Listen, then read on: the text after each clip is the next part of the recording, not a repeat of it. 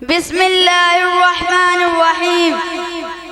میرا موضوع ہے اپنے ایمان کی حفاظت کیجئے۔ سامعین محترم، دین اسلام کے بنیادی عقائد میں سے ایک اہم ترین عقیدہ ختم نبوت ہے۔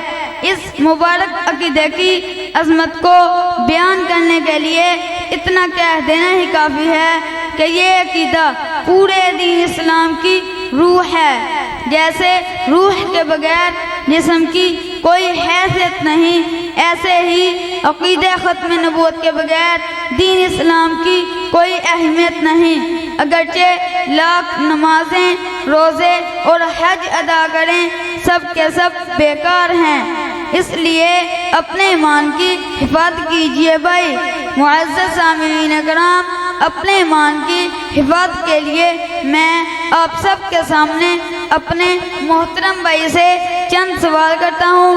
سوال کرنے سے پہلے آپ حضرات کی توجہ چاہوں گا، اور جب ہمارے پیارے نبی کریم صلی اللہ علیہ وآلہ وسلم کا نام نامی اسم گرامی آئے تو صلی اللہ علیہ وآلہ وسلم پڑھنا ہے، اور جب کسی صحابی کا نام آئے تو رضی اللہ تعالی عنہ پڑھنا ہے، اور ہمیں اپنی دعاؤں میں یاد رکھنا۔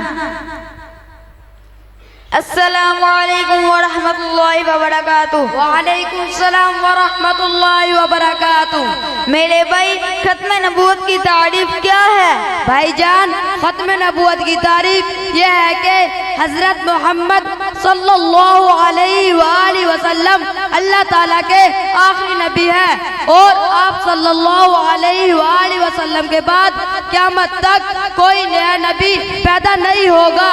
میرے بھائی، ختم نبوت کے پہلے سپہ سالار کون ہیں؟ بھائی جان، ختم نبوت کے پہلے سپہ سالار حضرت ابو بکر صدیق رضی اللہ تعالی عنہ ہیں۔ میرے بھائی، ختم نبوت کے پہلے مجاہد کون ہیں؟ بھائی جان، ختم نبوت کے پہلے مجاہد حضرت فیروز دہلوی رضی اللہ تعالی عنہ ہیں۔ میرے بھائی، ختم نبوت کے پہلے شہید کون ہیں؟ بھائی جان، ختم نبوت کے پہلے شہید حضرت حبیب بن زید رضی اللہ تعالی عنہ ہیں۔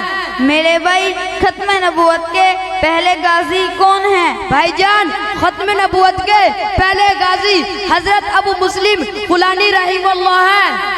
میرے بھائی، اسود عنسی اور مسیلمہ کذاب کون ہیں، اور ان کو کس کس صحابی نے جہنم واصل کیا؟ بھائی جان، اسود عنسی اور مسیلمہ کذاب ان دونوں نے جھوٹی نبوت کا دعویٰ کیا تھا، اور حضرت فیروز دہلوی رضی اللہ تعالی عنہ نے اسود عنسی کو جہنم واصل کیا تھا، اور اسود عنسی یمن کا رہنے والا تھا، اور حضرت وحشی رضی اللہ تعالی عنہ نے مسیلمہ کذاب کو جہنم واصل کیا تھا، اور مسیلمہ کذاب یمامہ کا رہنے والا تھا۔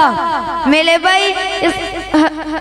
بھائی، حضور صلی اللہ علیہ وآلہ وسلم کے دور اقدس میں اسلام کے دفاع کے لیے کل کتنی جنگیں لڑی گئی تھی، اور ان میں غزوات کی تعداد کتنی ہے اور سرایہ کی تعداد کتنی ہے؟ بھائی جان، آپ صلی اللہ علیہ وآلہ وسلم کی نبوت کے 23 سالہ زندگی میں اسلام کے دفاع کے لیے کل 83 جنگ لڑی گئی تھی، جن میں سے غزوات کی تعداد 27 ہے اور سرایہ کی تعداد 56 ہے۔ میرے بھائی، غزوات اور سرایہ کسے کہتے ہیں؟ بھائی جان، غزوہ کی جمع ہے۔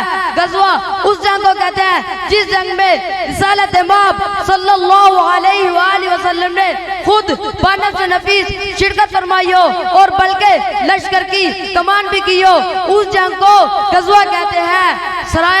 سریہ کی جمع ہے۔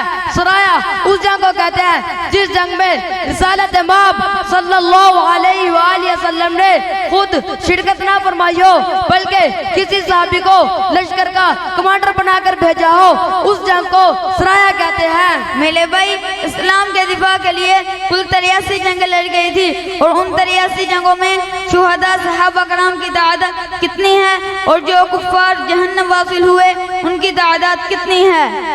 بھائی جان، جو اسلام کے دفاع کے لیے کل 83 جنگ لڑی گئی تھی، ان 83 جنگوں میں شہداء صحابہ کرام کی تعداد 259 ہے، اور جو واصل جہنم کفار کی تعداد 759 ہے۔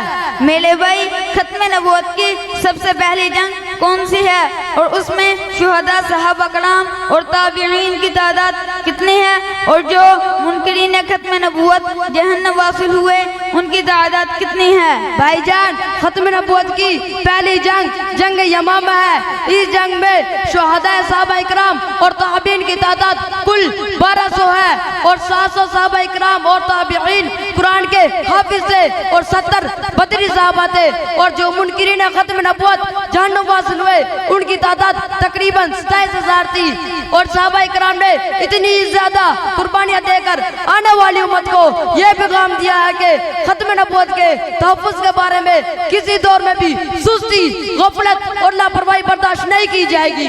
السلام علیکم ورحمۃ اللہ وبرکاتہ. وعلیکم السلام ورحمۃ اللہ وبرکاتہ.